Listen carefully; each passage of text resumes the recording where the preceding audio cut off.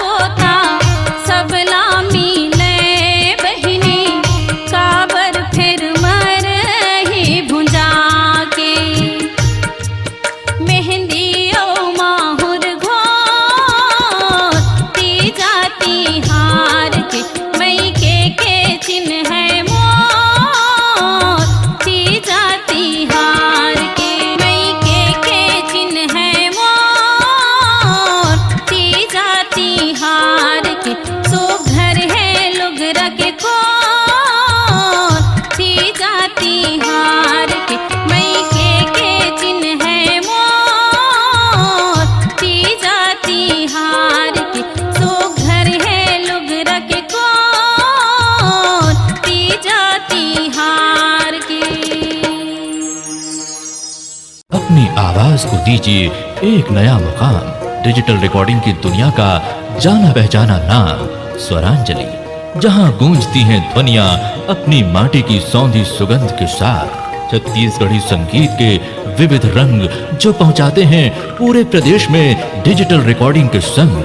Swaranjali studio, Nemichand गली number 2, Ganjpara, Raipur. Chhattisgarhi सांस्कृतिक लोक कला मंच मोर गवई गंगा, ग्राम पिरदा, भीमभौरी की प्रस्तुति मैके के चिन्हा, जिसे अपनी मधुर आवाजों से सजाए हैं श्री रुकुमलाल साहू, सत्यभामा परगनिहा, श्री दिलीप टिकरिहा, कुमारी प्रज्ञा परगनिहा। कार्यक्रम हेतु संपर्क करें 9992555493।